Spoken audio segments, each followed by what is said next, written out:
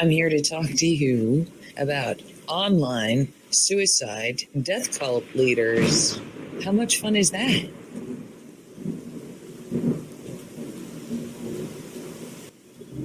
Okay, first of all, I want to explain about Thomas Schoenberger. Thomas Schoenberger is an individual who is on the board of directors for a ARG puzzle called Cicada 3301. And a lot of people believe that he hijacked that puzzle. He may not have been the original people when the puzzle started out in 2012. Also, he is instrumental in being a part of QAnon. And so that's another part of his history. He's been mentioned in the Daily Beast, Vice, news. There's been several articles about him. So he is a well-known public person, and it is believed, and we have a lot of receipts, that a lot of the trolling that takes place and the ganging up on people is orchestrated by Thomas Schoenberger.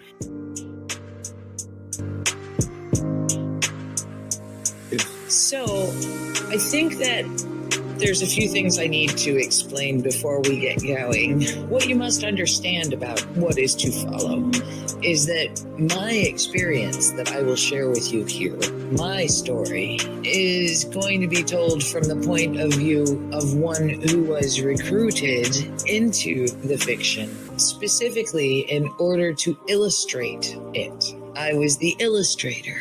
Sometimes we've done things in the past that we wish that we didn't do. I understood what the language was, and I was sort of speaking it, but only kind of like a parrot. Even if I had known how before the lessons that I received after I was scraped into this, I probably would not have gone that way with it.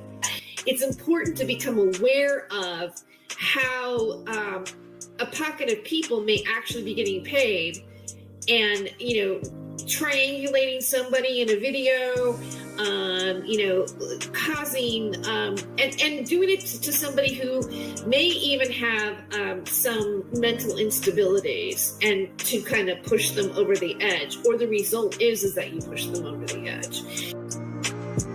I've been hearing things about people getting paid by Steemit to make attacking videos or funny videos about a person.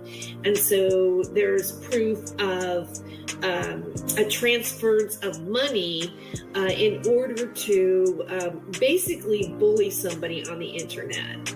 And I loved it. And I was getting all this sort of mentoring and tutoring and networking. And I started making a bunch of money because of this guy. I felt like, oh, okay, I've arrived. This is where I want to be forever.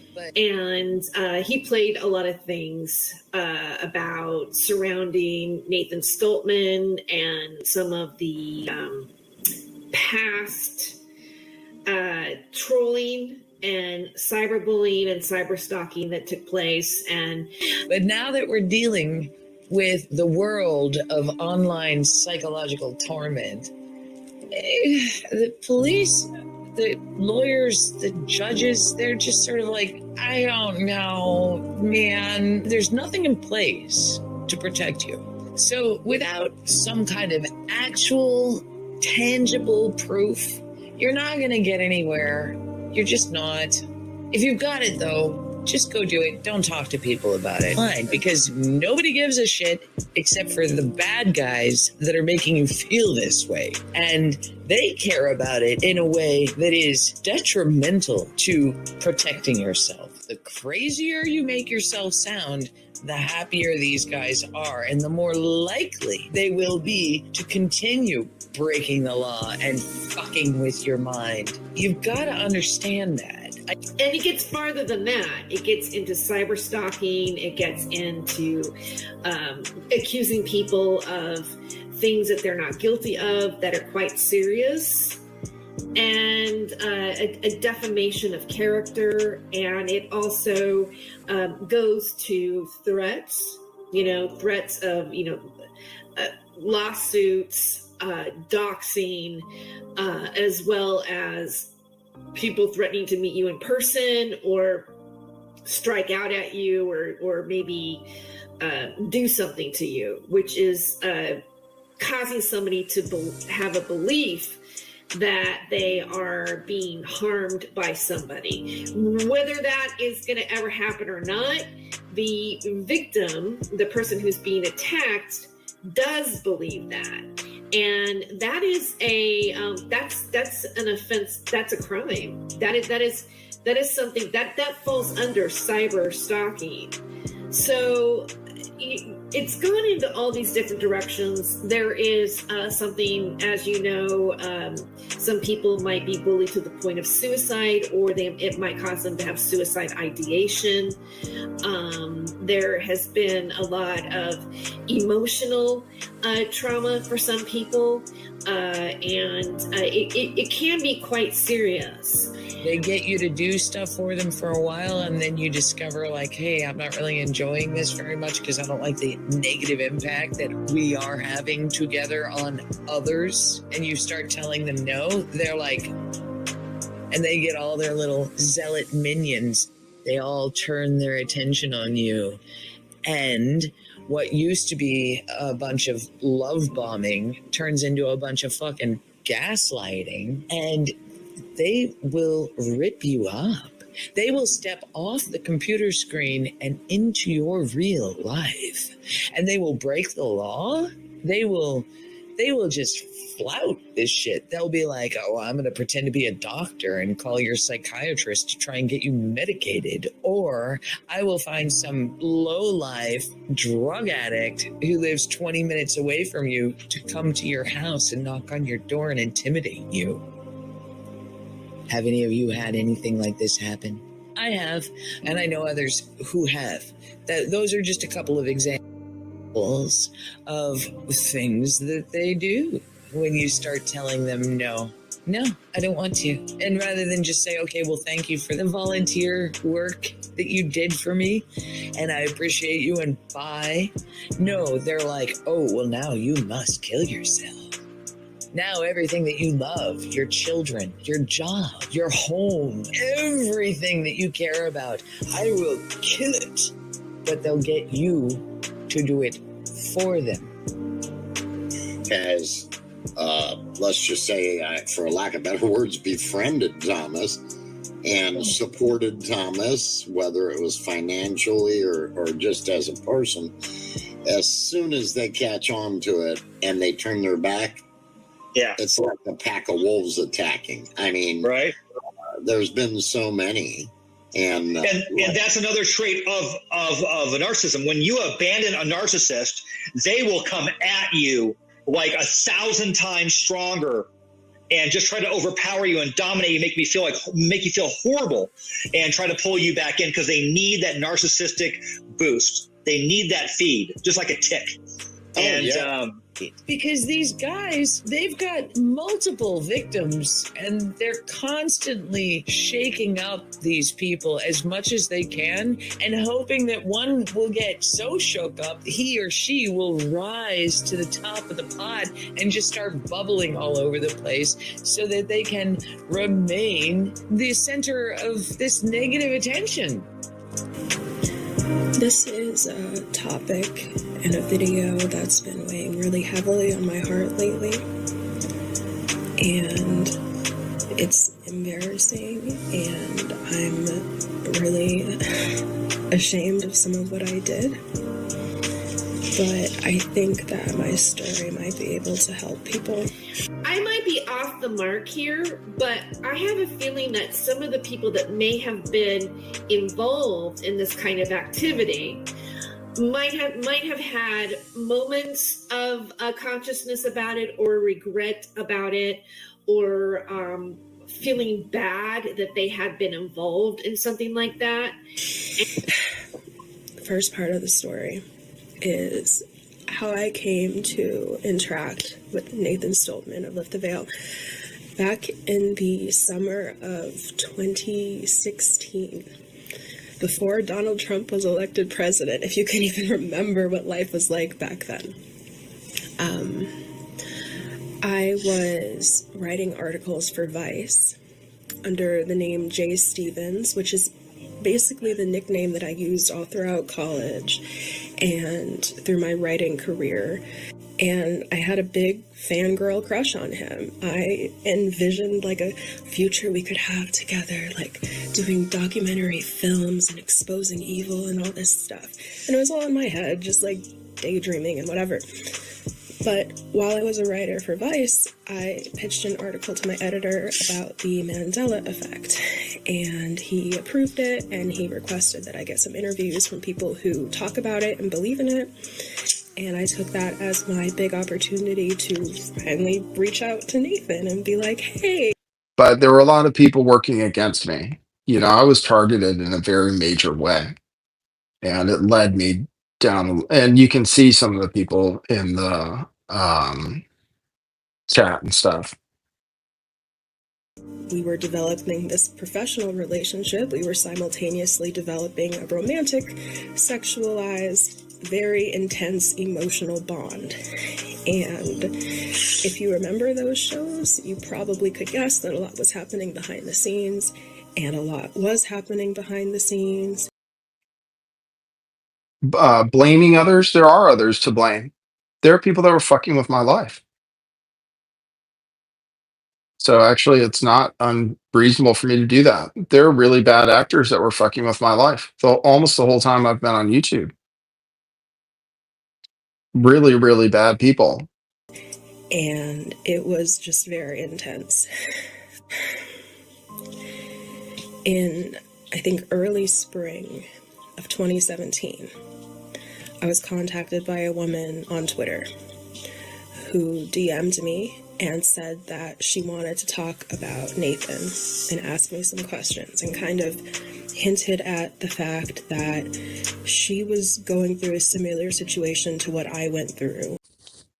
I have no problem calling out people like Thomas Schoenberger and Hoax Wars and Coco and all those people. And after the call, she added me to a Discord chat with two other women, each of whom also had very similar stories. And I should say that before this moment, I didn't know who any of these women were. They were just three new characters in my virtual reality game, but they all seemed to have compelling and believable stories. Like The fact that they were doxxed, I mean, the fact that they can't do a show anymore and stalk people on the internet, get people to kill themselves, that's okay with me.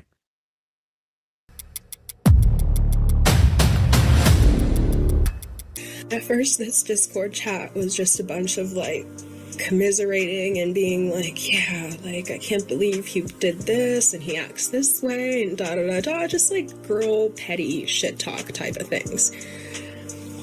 Rather than taking money and LARPing and creating scripts and doing all these different things to target and harass somebody.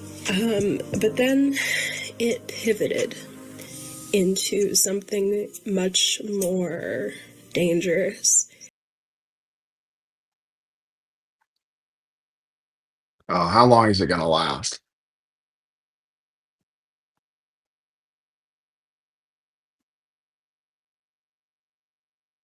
These people, they're relentless.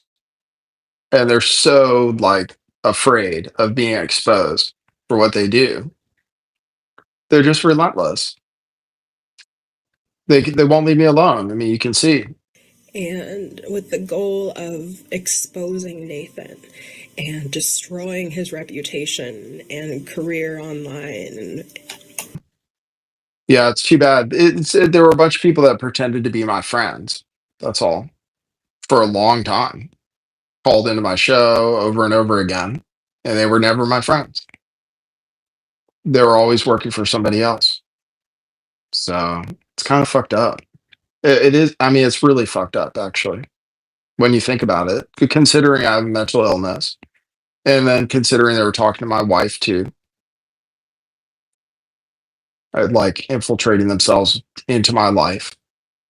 That's fucked up. They're like, people deserve to know about it, actually. People deserve to know about like the techniques, the tactics, and everything that you've been doing on the internet and that you gang stalk people. and that you were doing it on the Hoax Wars channel. You were doing it in the Hoax Wars Telegram, coordinating gang stalking people. They weren't just 3 random women. Like, the one who recruited me is someone who was working on video editing for him at the time. Oh, I'll let you guys guess who that was. And then 2 other women. But didn't somebody in a previous video we just watched say that she took over all of his editing of his videos? Imagine that. Imagine that. But let's continue on. The second woman, who I think may have been just as kind of drawn into it unintentionally like I was in a semi-public relationship with Nathan at the time. Like, they talked on the phone, at least, unless all of that was fabricated. But I remember him referencing her anyway. And then the third woman, which is really what makes me think that something much deeper was going on here than just some crazy female shenanigans, was a woman who said that she was that she was on the run from a cult.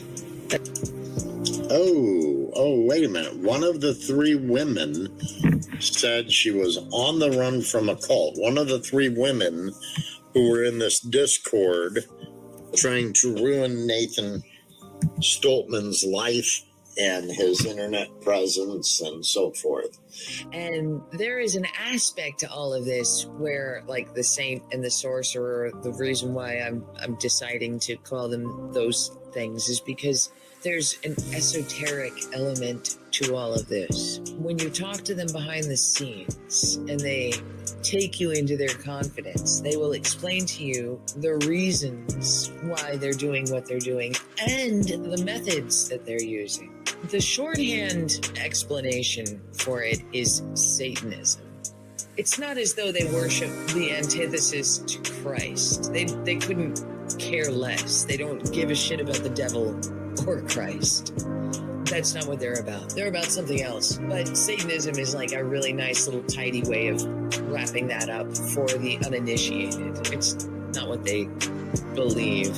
What it comes down to is these people, they consider themselves to be superior up here, above everybody else, because of their knowledge and their goal in life. They think that they are magical, and they think that everybody else who's running their show or participating in the chat or being a victim is way down here.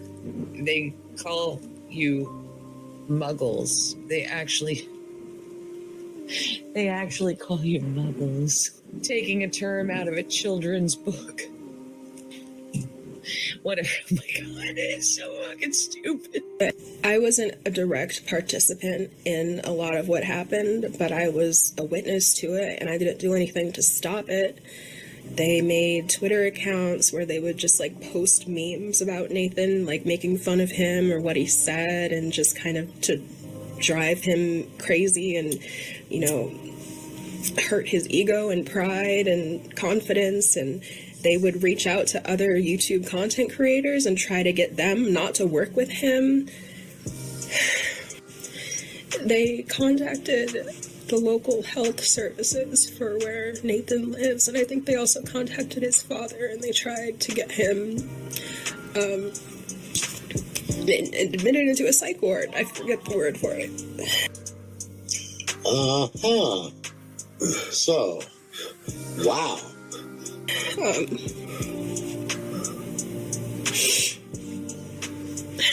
It's sad.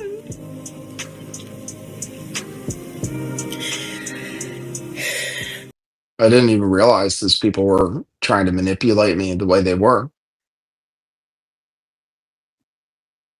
Trying to drive me to suicide.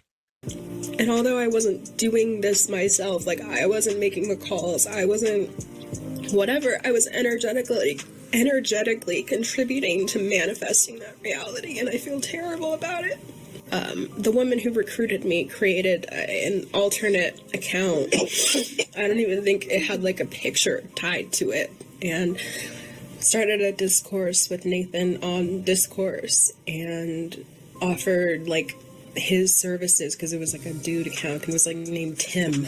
So Tim offered his video editing and organizational skills and somehow got access to Nathan's channel. Like Nathan made him an administrator on his channel. Because I think all of us have, made a mistake in our perception of what we think is actually really going on. And I think that's part of the game, is to get everybody all confused, and you start fighting with all these people, and you end up being like, all of a sudden the person who wasn't your friend is your friend now, and then then all of a sudden there's people putting you together and they're attacking you with those people. Which at the time I took as proof that like, oh yeah, Nathan's insane and stupid and deserves to be taken out. And once we got this access to his channel, they brought up basically that I had said I wished that all the videos that we did together would be gone and deleted. Not out of embarrassment. I know Nathan mentioned that today, and I don't even know how much of this Nathan is aware of because we've never spoken about this. I'm not going to publish this video unless I get his permission to do it, because I don't want to do anything that's going to hurt him.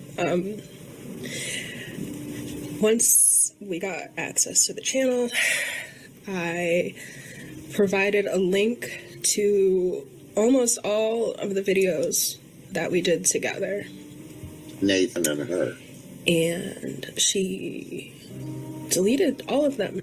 And I'm saying this now because when all of this was happening in spring of 2017, Nathan just so happened to be covering the Hampstead child abuse case and satanic ritual abuse for like the first time intensively, and doing video after video after video exposing these things and bringing new people into awareness about this evil underbelly. And I don't believe in coincidence.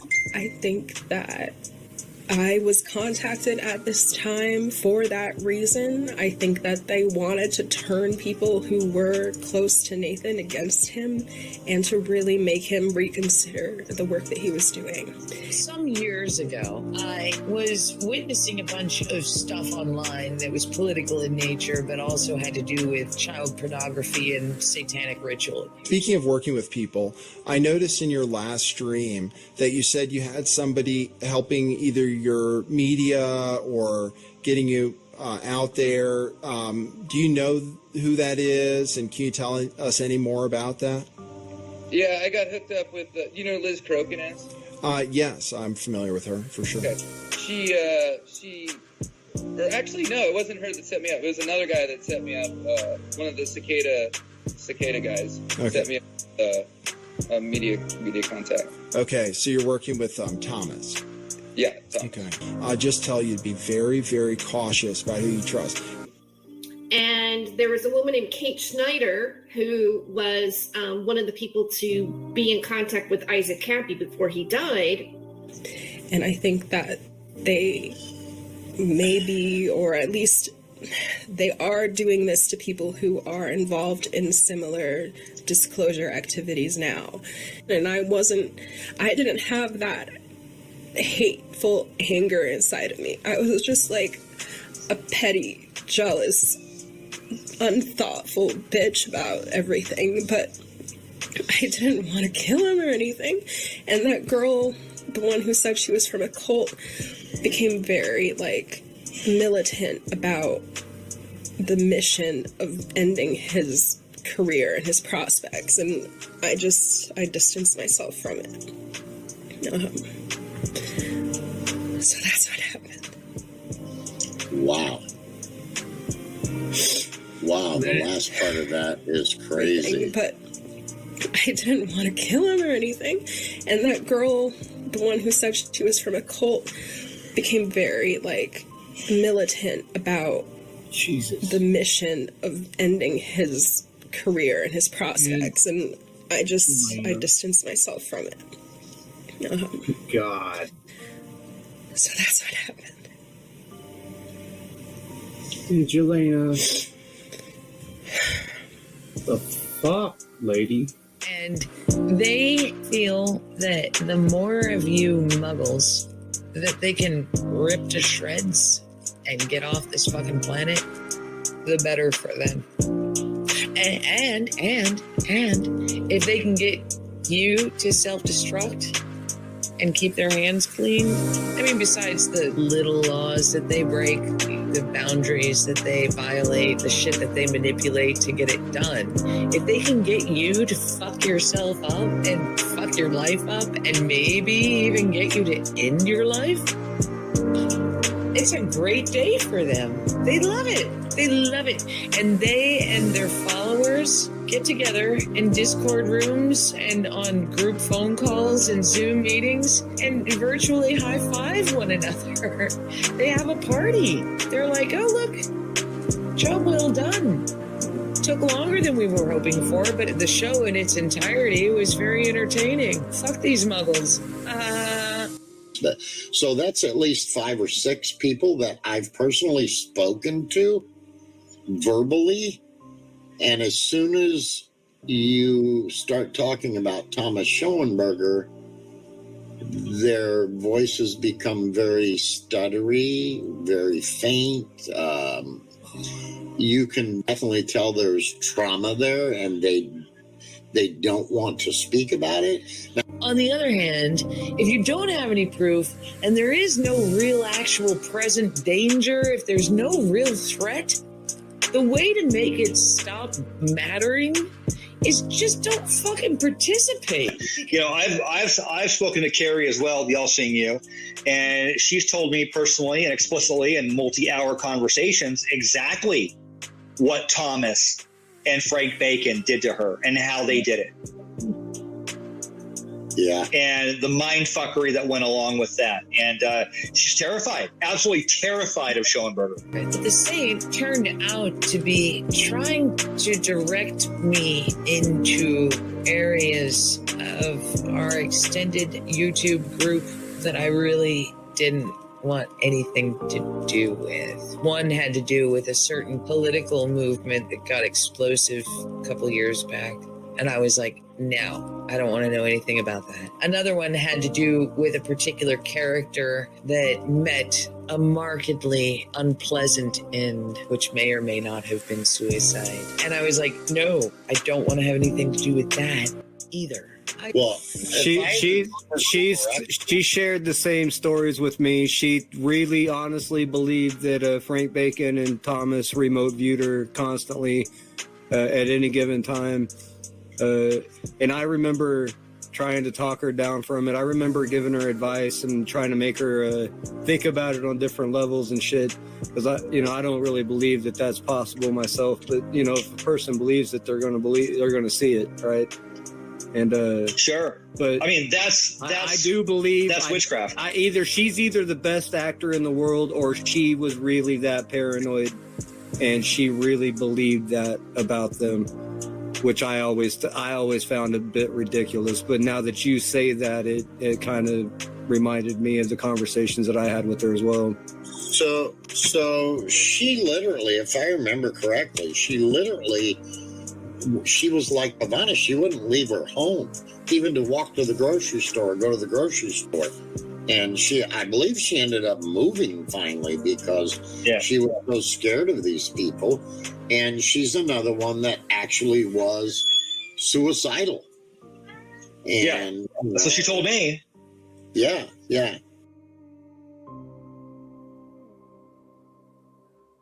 I could add a lot to this, but it's hard to talk about.